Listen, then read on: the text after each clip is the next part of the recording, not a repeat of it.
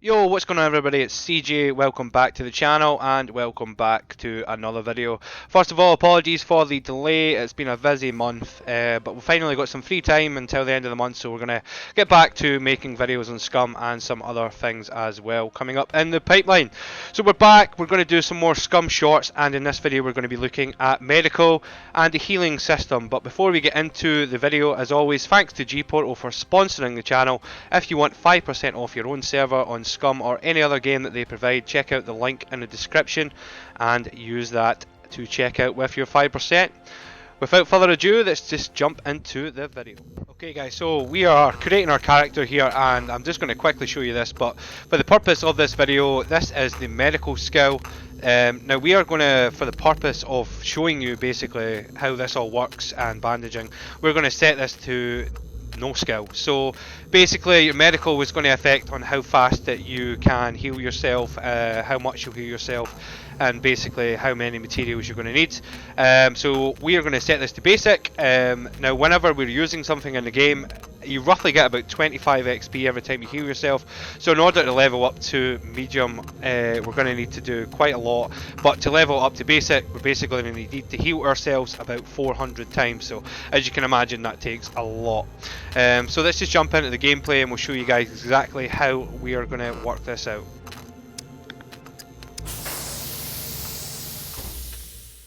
Alright guys, so let's have a look at the medical and healing system in SCUM. We're going to keep this simple and we're going to keep it short, and we're just going to have a look at the healing and basically how you heal yourself after you picked up an injury and the different types of injuries. So basically, in order to do this, first thing you'll see here that we have our health section. To open this, go into metabolism, open up your health, and you'll see that we're completely healthy at the moment, no blood loss and no health loss. Now you can see here that you have different areas of your body, your arms, legs, torso, head, and depending on where you've hurt that, you will have a symptom. For example, if you hurt your leg to a certain extent, then you're not going to be able to walk properly, you're going to be limping. Now we're going to give ourselves an injury quickly just so we can show you how to heal. And basically you'll see the different types of healing items that we have. So we're just going to jump off here. Not high enough, never mind. Oh no, I did, it just took a while. So as you can see here, we've got a bleeding injury to our left foot. We have lost 1.2mm of blood, but we haven't actually injured ourselves, so that's a bit different. But we are bleeding. So basically we have here our rag strips, tourniquets, and pressure dressings. And the new one, the aseptic rag, we're not going to get too much into that because that has to do with contamination and disease, and we're going to leave that for another video. Your rag strips can basically be made from cutting up an item of clothing, and then you'll have a rag, and then basically you cut up the rag into rag strips.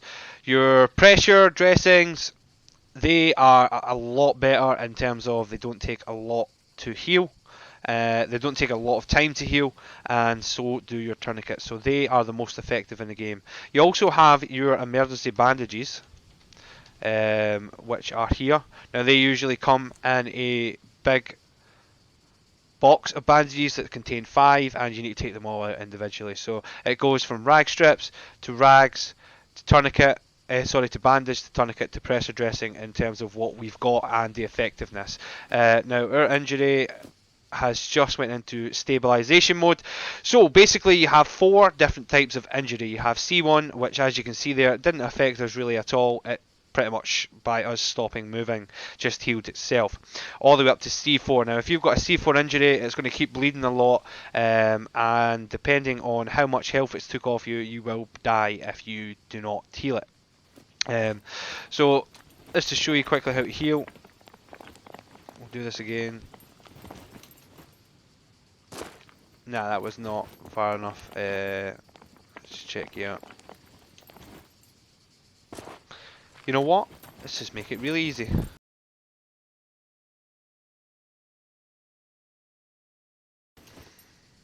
Alright, so we've given ourselves an injury. And we've got a C1 injury, so it's much more the same. You can see there obviously that we're now bleeding.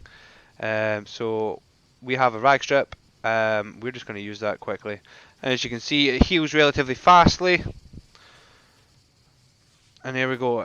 That will then put that into, so we opened up the other injury, so we need another one of these.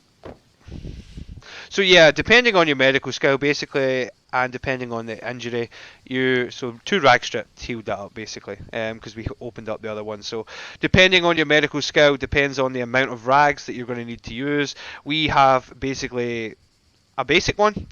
So if you're on basic, then you're going to need 5 rag strips to bring down, for example, an injury from C4.